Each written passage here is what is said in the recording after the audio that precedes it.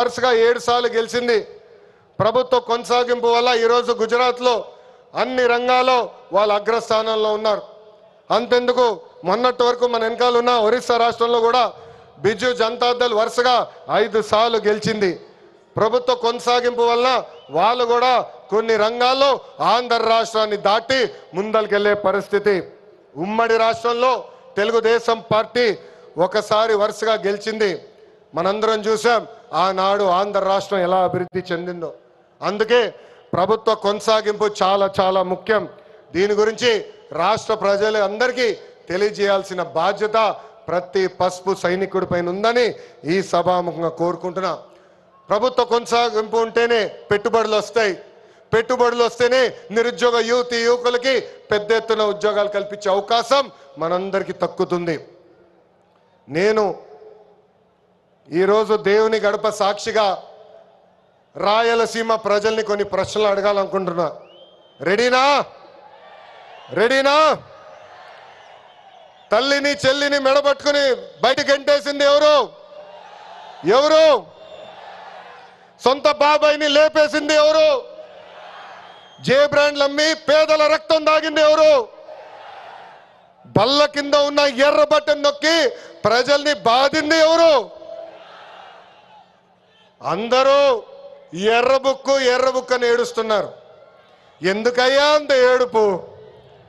నేను ఆనాడు చెప్పింది ఏంటి? ఎవరైతే చట్టాన్ని ఉల్లంఘించి ప్రజల్ని కార్యకర్తలు ఇబ్బంది పెట్టారో చట్టపరంగా వాళ్ళపైన యాక్షన్ తీసుకుంటానని నేను చెప్పా. ఈరోజు ఎర్ర బుక్క కాదు కదా, ఎర్ర రంగు చూస్తేనే వణికిపోయే పరిస్థితి వస్తుంది. ఎర్ర బుక్ అంటే ఒకడికి గుండుపోటు వచ్చింది. ఎర్ర బుక్ అంటేనే ఒకడు బాత్రూంలో కాలు జారి చెయ్యి ఎర్రగొట్టుకున్నాడు. ఇంకొకడు ఏమయ్యాడో మీ అందరికి తెలుసు. అర్థమైందా రాజా? అర్థమైందా రాజా? సమాజమే దేవాలయం, ప్రజలే దేవుళ్ళు అన్నారు అన్న ఎన్టీఆర్. అందుకే మనం 6 శాసనాలు ప్రకటించాం. తెలుగు జాతి విశ్వఖ్యాతి, స్త్రీ శక్తి, యువగలం, పేదల సేవల్లో సోషల్ రీఇంజనీరింగ్, అన్నదాతకు అండగా కార్యకర్తలే అధినేత. పాలిట్ బ్యూరో సభ్యుల దగ్గర నుంచి, వేదికమైన పెద్దల దగ్గర నుంచి ఇక్కడున్న కార్యకర్తల వరకు ఈ 6 శాసనాలు మన శ్వాసగా బతకాలని ఈ సభాముఖంగా మిమ్మల్ని అందరినీ కోరుకుంటూ, మనకి ప్రజలు ముఖ్యం, వాళ్ళ ఆనందం వాళ్ళ సంతోషం ముఖ్యం. అహర్నిశలు కష్టపడాలా, వాళ్ళకి అందుబాటులో ఉండాలా. తిరిగి 2029లో మళ్ళీ కూటమి ప్రభుత్వాన్ని గెలిపించాలని ఈ సభాముఖంగా కార్యకర్తలందరూ తెలుపుకుంటూ, ఎప్పుడు మా ఇంటి తలుపు మీకోసం తెరుచుంటాయి. నేను మొన్నే చెప్పా, గ్రామ పార్టీలో ఏమైనా సమస్య ఉంటే మండల్ పార్టీని కలవాలి, మండల్ పార్టీలో సమస్య ఉంటే నియోజకవర్గ కమిటీని కలవాలి, వాళ్ళకి సమస్య ఉంటే ఏకంగా జిల్లా కమిటీ కలవాలి. వాళ్ళు కూడా సమస్య పరిష్కారం కాకపోతే ఎప్పుడు నవ్వుతున్న మన అధ్యక్షుల వారు పల్లా శ్రీనివాస్ గారిని కలవాలి. ఆయన వల్ల కూడా అయిపోతే మీ లోకేష్ మీకు అండగా నిలబడతారు. మీ సమస్య పరిష్కరించే బాధ్యత నేను తీసుకుంటానని పసుపు సైన్యానికి ఈ సభాముఖంగా నేను హామీ ఇస్తూ, ఈరోజు గౌరవ ముఖ్యమంత్రి గారు చంద్రబాబు నాయుడు గారు వేదిక పైన వచ్చినప్పుడు ఒక పాట పెట్టారు. ఆ క్షణంలో నాకు చాలా బాధ వేసింది. ఎందుకంటే ఆ పాట వినిన తర్వాత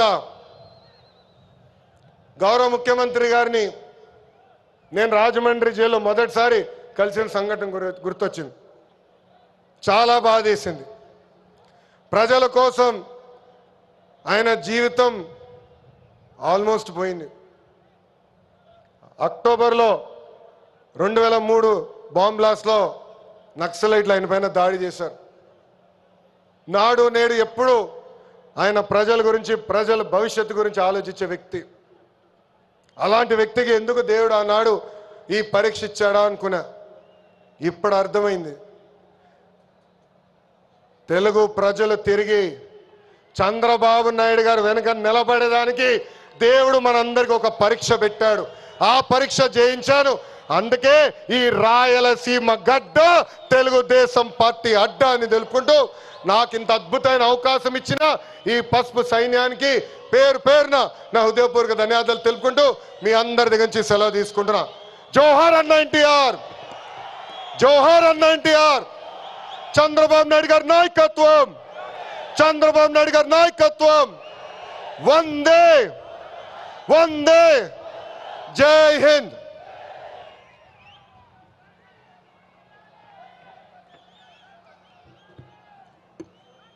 ఇటీవలి ఎన్నికల్లో రాష్ట్రంలోనే అత్యధికమైన మెజార్టీ సాధించి తెలుగుదేశం పార్టీ రాష్ట్ర అధ్యక్షులుగా